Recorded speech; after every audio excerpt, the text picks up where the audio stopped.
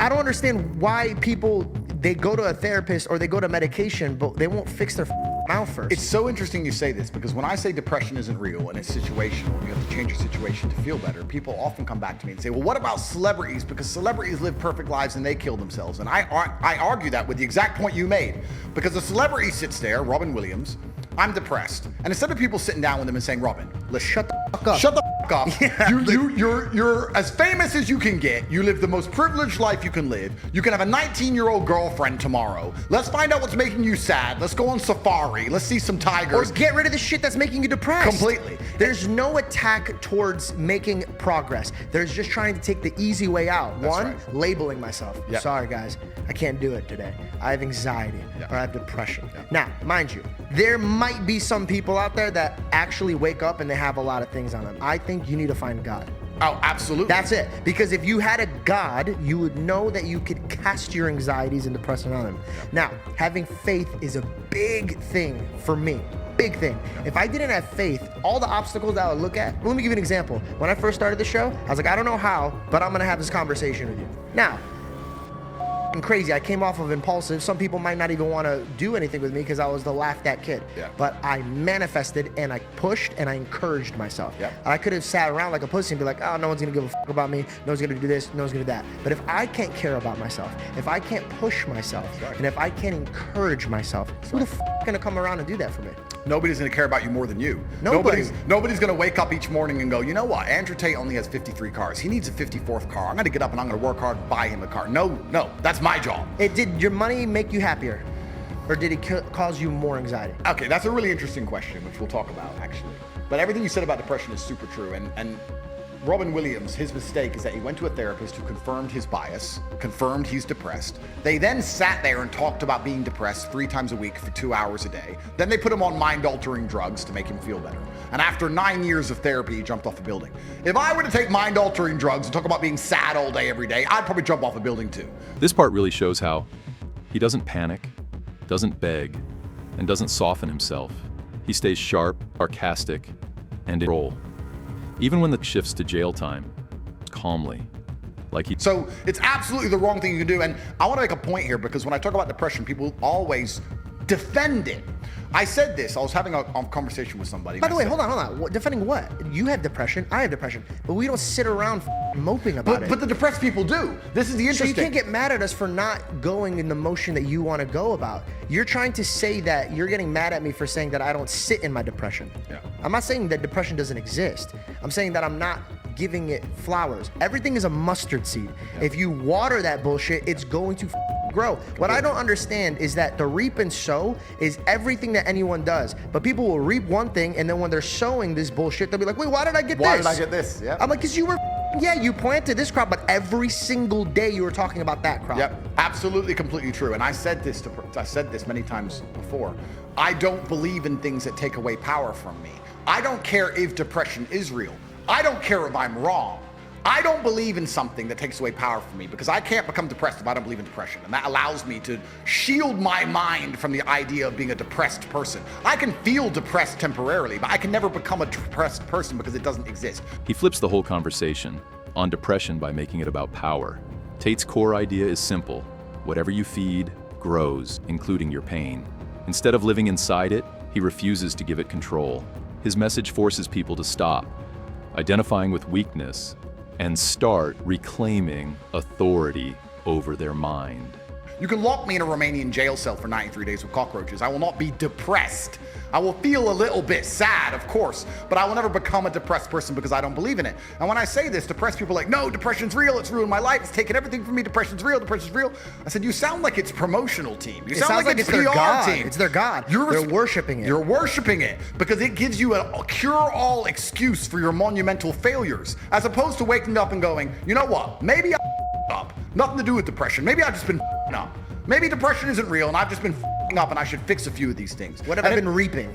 Absolutely. And you'd be amazed how depression will lose power over your life and lose its ability to destroy your life if you stop giving it so much respect and just wake up and say, let me fix X, Y, and Z. What can I control? Let me clear, just in case there's some people that might not catch up to our speed. I do not believe that some people, sorry, let me rephrase this. I believe that some people are depressed every single day, but I believe that their steps into fixing that is one, first and foremost, find God immediately. Two, instead of running to somebody and expressing your problems every single day, just sitting there, just telling somebody your problems every single day, find some friends, go to the gym. Instead of talking about your problems, talk about your goals, talk about your dreams. Focus on something that is not negative. If there's two wolves, and I'll say this every time, I've said this a few times, there's two wolves, Andrew. One's chained up in the dark, one's chained up in the light. Which one lives? Yeah, absolutely. The one in the light. The one you feed. Interesting.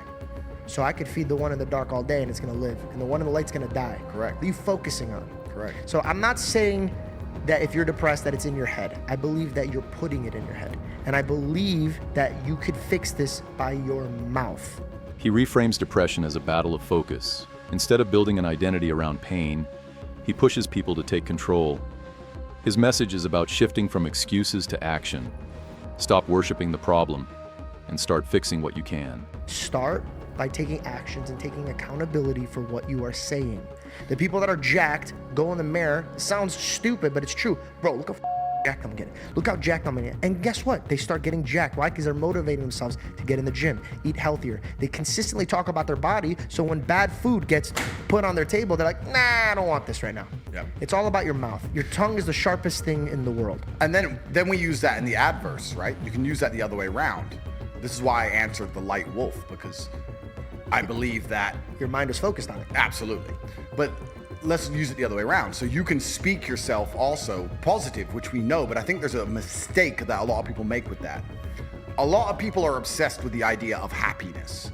And especially as a man, I think that happiness can actually be a very destructive motivator. And when men sit and say, I want to be happy, I want to feel happy. To feel happy, a lot of the time you're looking for temporary hedonism. To be happy, you want to get drunk or take drugs or do something stupid temporarily, and it's very short-lived. I think you should instead be looking as a man to say, I want to feel proud. If you choose pride over happiness, you're going to make decisions that you're proud of and that people around you are proud of, and it's going to be better for yourself and better for society and better for everyone who loves you, everyone you care about. I think that's the first thing you said that I disagree with. You disagree? Completely. I think the best thing a man can do is wake up and say, what can I do that's going to make me proud of myself and other people are proud of me? Let's get into our debate. Let's do it. He shifts the goal from chasing happiness to building pride. Happiness fades, but pride comes from doing hard, meaningful things. Instead of asking what feels good right now, he asks, what will I respect myself for? That mindset turns comfort into growth and weakness into purpose. Okay, I believe that pride will always be the downfall of you. In fact, God calls it an abomination. If you stand before God and you search for anything in your heart and you take pride in it, you're saying that you did it, not God. That is my argument against that one. Two, happiness could be today. It's all perspective. Yeah. If you look at a tree, you could look at it and be like, oh, me and my dad used to pick apples from that tree, or his father hung himself in that tree. Yeah. It's the perspective. So anything could be changed in a perspective. So if you ask from God's perspective, and God used to walk into the room and say, shalom, peace be upon you. Yeah. So I believe you could enter peace. I believe that you could only find peace when you welcome God into your life. Now, it might sound like a crazy nutcase that's a religious man, but I truly believe in all of my heart that money will never give you peace. Yep. I believe love will give you peace. Love comes from God and the people that are around you. Your mother gives you peace. Your father gives you peace. You can't buy that. Yep. And if you ask God for 5 things, only 5 things, Andrew, your Bugatti wouldn't be there, Absolutely. but your brother would. Of course. So you come into the world with peace and love. So But you my don't argument. think pride is one of the biggest motivators of masculine excellence? You don't think No, that... because once you achieve it, you want more, and that's where it Of gets course, but you dangerous. do not think Mayweather decided he wanted to be proud of himself by beating Why would everyone? you don't want to think be Michael... Mayweather? What, so you could have money Michelangelo... and then just pick on YouTubers and box them? Of course. I'm not insulting Mayweather, or good or bad, but Well, let's actually, I might cut that because it might jump me. So, Michelangelo. okay, he cut his ear off. Okay, artists, Da Vinci. What I'm saying is some of the most beautiful works of art, some of the most gorgeous cathedrals, some of the most beautiful churches you'll ever lay your eyes on were done because a man felt proud of his work. Feeling pride in But yourself. what happened to that and man? Being proud. Of course, but being prideful. So you're in your- looking at the art and you're trying, that's pride. You want everybody to take pride into you. But guess what, Andrew? Right now, if you died, regardless of all the work you've done, regardless of all of everything that you put in, I'm a better man, Reed's a better man, David's a better man. Yep. I forgot your name, I'm so sorry. Bailey. Bailey's a better man. All these guys are a better man for 2-3 generations. But when you die, you have the same grave of a man that you hate. This moment becomes a clash between pride and peace. One side says pride builds greatness. The other says it destroys the soul. It turns success into a deeper question. Is fulfillment earned through ego or through humility and love? The conversation shifts from winning in life to understanding what truly gives it meaning. What do you think? Let me know in the comment section.